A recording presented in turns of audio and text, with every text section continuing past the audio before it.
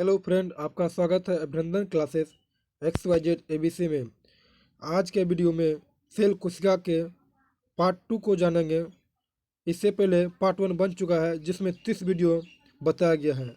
आज की वीडियो में 30 से 60 वीडियो के जानेंगे। यह 200 वीडियो का सीरीज है सेल कोशिका का। चलिए वीडियो को स्टार्ट करते हैं। अगर अभी तक आपने इस चैनल को सब्सक्राइब नहीं किया है तो इस चैनल को सब्सक्राइब कीजिए, साथ ही साथ लाइक कीजिए, कमेंट तब कीजिए जब वीडियो अच्छा लगे या तब कोई डाउट हो तब। क्वेश्चन नंबर 30 से आज स्टार्ट होगा। क्वेश्चन नंबर 30 है, कोशिकाओं में सबसे प्रचुर मात्रा में अणु होते हैं जो कुल कोशिका द्रव्यमान का 70% या उससे अधिक होती है।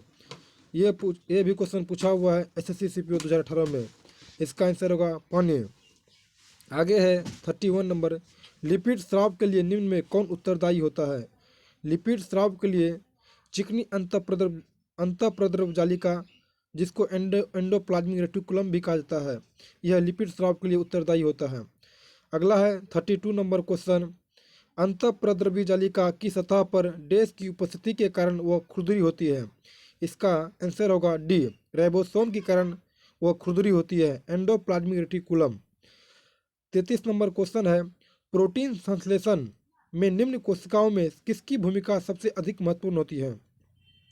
प्रोटीन संश्लेषण के लिए किस कोशिकाओं की भूमिका सबसे अधिक होती है। इसका आंसर होगा एंडोप्लाज्मिक रेटिकुलम, जिस पर राइबोसोम लगा होता है और वह खुरदरी होती है। इसका आंसर होगा ऑप्शन नंबर बी। आगे है 34 नंबर क्वेश्चन, राइबोसोम किसके स्थल कहे जाते हैं। राइबोसोम प्रोटीन निर्माण के स्थल कहे जाते हैं। इसका आंसर होगा ऑप्शन नंबर ए। आगे है, कोशिका के किस हिस्से में प्रोटीन बनाया जाता है। इसका आंसर होगा सी, राइबोसोम। यह भी क्वेश्चन SSC CHSL 2016 में पूछा गया है। क्वेश्चन नंबर 36 है, निम्न में से किस कोशिकांग में झिल्ली नहीं होती है। इसका आंसर होगा राइबोसोम। राइबोसोम में जो होता है झिल्ली नहीं होता है, यह झिल्ली रहित कोशिका होती है। आगे है 37 नंबर क्वेश्चन, निम्नलिखित में से कौन सा कोशिका अंगक पुटिकाओं के भंडारण, संशोधन और पैकेजिंग के लिए जिम्मेदार है। इसका आंसर होगा ऑप्शन नंबर बी, गोल्जी का। ऑप्शन नंबर बी, गोल्जी का। यह भी क्वेश्चन पूछा हुआ है SSC CHSL 2019 में। अगर आपने अभी तक चैनल को सब्सक्राइब नहीं किया है तो चैनल को सब्सक्राइब कीजिए, क्योंकि यह 200 वीडियो का सीरीज चल रहा है और इस पर एजुकेशनल वीडियो आते रहते हैं। अगला क्वेश्चन है 38 नंबर, लाइसोसोम। लाइसोसोम एवं पेराक्सीसोम बनता है। लाइसोसोम और पेराक्सीसोम बनता है गाल्जी काय में। कहाँ बनता है? गाल्जी काय में। यह भी क्वेश्चन पूछा गया UPPCS में। कोशिका में निम्न में से कौन सी पाचन थैली डाइजेस्टिव बेग कहलाती है। इसका आंसर होगा लाइसोसोम। कोशिका में लाइसोसोम पाचन थैली के नाम से जाना जाता है। आगे है 40 नंबर क्वेश्चन, किस कोशिकांग को एटम बम कहते हैं। हमारे शरीर में भी एटम बम होते हैं जो कि लाइसोसोम है। अपने आप खुद मर जाते हैं और बाकी कोशिकाओं को भी मार देते हैं, जिसको एटम बम कहा जाता है, लाइसोसोम को। 41 नंबर क्वेश्चन है, किस कोशिकाओं को आत्महत्या की थैली या सुसाइड बेग कहा जाता है। इसका भी आंसर लाइसोसोम होगा, जिसको लयन काय भी कहा जाता है। Option number D. यह क्वेश्चन बहुत बार पूछा गया है SSC MTS 2019 में, SSC CPO 2019, SSC CPO 2018, SSC CPO 2017, SSC CGL 2016, इसलिए यह बहुत ही इंपॉर्टेंट क्वेश्चन है। आगे है 42 नंबर क्वेश्चन, लाइसोसोम का लक्षण किसकी अधिक संख्या में उपस्थित के कारण दिखाई पड़ता है।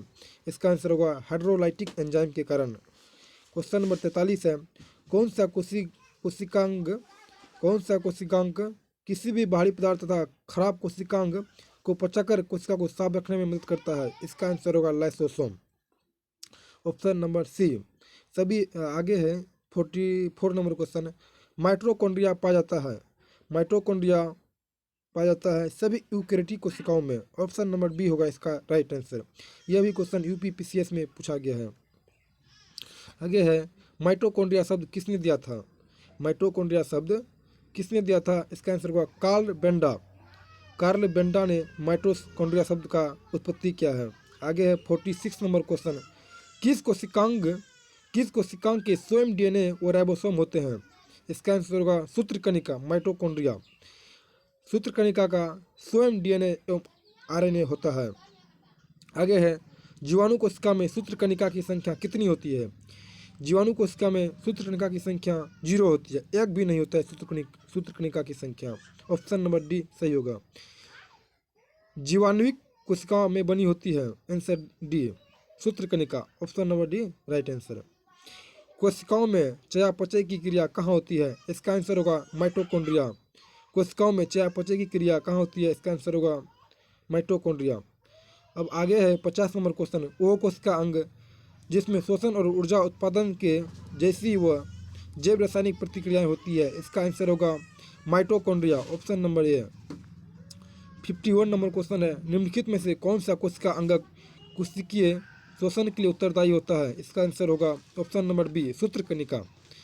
52 नंबर क्वेश्चन है, निम्नलिखित में से किसको कोशिका का शक्ति गृह पावर प्लांट ऑफ सेल कहा जाता है? इसका आंसर होगा ऑप्शन नंबर डी कोशिका भित्ति। ये भी क्वेश्चन बहुत बार पूछा गया है, बहुत ही इंपॉर्टेंट क्वेश्चन है।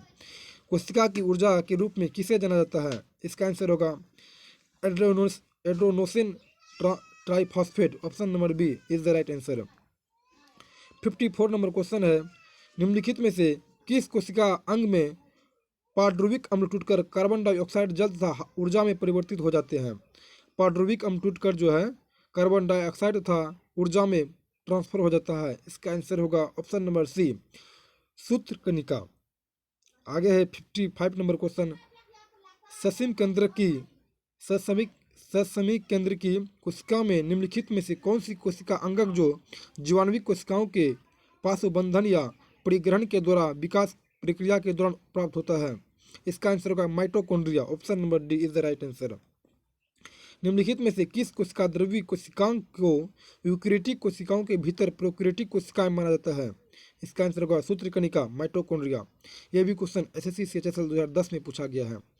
57 नंबर क्वेश्चन है, निम्नलिखित में से कौन सी कोशिका अंगक वनस्पति तथा पशु कोशिका दोनों में उपस्थित होता है? इसका आंसर है सूत्रकणिका।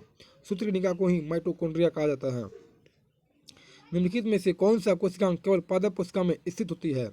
वैसा कोशिकांग जो कि केवल पादप कोशिका में ही पाया जाता है, इसका आंसर होगा प्लास्टिड, जो कि पादप कोशिका में पाया जाता है। प्रकाश संश्लेषण वनस्पति कोशिका में डैश में होता है? Option B chloroplast. क्लोरोप्लास्ट में ही प्रकाश संश्लेषण होता है, जो कि केवल पादप कोशिकाओं में ही पाया जाता है। वह सूर्य के प्रकाश की उपस्थिति के कारण फोटोसिंथेसिस प्रक्रिया द्वारा भोजन बना लेते हैं। आगे है, कौन सी कोशिकाएं पौधे के विभिन्न अंगों को जन्म देती है और पौधे को बढ़ाने में मदद करती है? इसका आंसर होगा मेरिस्टेमेटिक। कौन सी कोशिकाएं पौधे के विभिन्न अंगों को जन्म देती है? इसका आंसर होगा meristematic, option number C is the right answer. SSC CHSL 2016 में पूछा हुआ क्वेश्चन है। आगे है 60 नंबर क्वेश्चन था। 61 है, निम्नलिखित में से कौन सा कोशिका का नियंत्रण केंद्र है? कंट्रोल रूम कोशिका का कौन होता है? इसका आंसर है केंद्रक। आगे है, एक कोशिका के केंद्रक में कौन सा द्रव होता है? इसका आंसर होगा ऑप्शन नंबर सी न्यूक्लियोप्लाज्म या केंद्रक द्रव। कोशिका के केंद्रक में केंद्रक द्रव पाया जाता है, ऑप्शन नंबर सी। आगे है क्वेश्चन नंबर 33, निम्नलिखित में से किसको किसी कोशिका में अचल संपत्ति माना जाता है? अचल संपत्ति के रूप में कोशिका में किस अंग को माना जाता है? इसका है न्यूक्लिक अम्ल। न्यूक्लिक अम्ल को कोशिका में अचल संपत्ति के नाम से भी जाना जाता है। 63 नंबर क्वेश्चन का होगा option number D. 64 number question है, निम्नलिखित में से न्यूक्लिक अम्ल हेतु एकलक कौन है? इसका आंसर होगा option number C nucleotide. Nucleic अम्ल के लिए एकलक कौन है? Nucleotide, option number C is the right answer. DNA का पूर्ण नाम क्या है?